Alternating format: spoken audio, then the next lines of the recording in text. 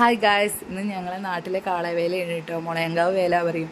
നിങ്ങൾക്ക് എല്ലാവർക്കും അറിയുണ്ടാവും. ഞങ്ങളിതാ ഒരു 10-10:30 ആയപ്പോൾ ഇറങ്ങി. അങ്ങനെ മുളയങ്കാവിൽ എത്തിയപ്പോൾ കാളവേലവൊക്കെ തുടങ്ങണുണ്ടായിരുന്നുള്ളൂ.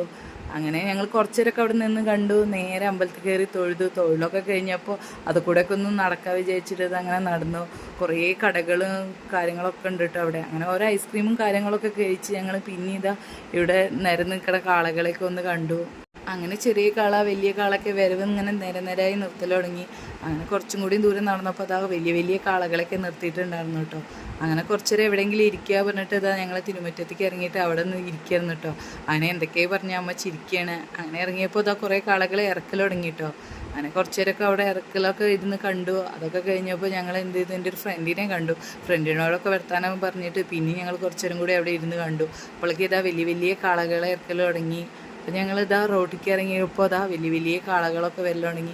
അങ്ങനെ കുറച്ചേരൊക്കെ അവിടെ നിന്ന് കണ്ടിട്ട് ഞങ്ങളിതാ നേരെ വീട്ടിലേക്ക് പോവാട്ടോ. അപ്പോഴും കാളക വരവൊന്നും നിന്നിട്ടില്ല. 2:30-3 മണിയായി.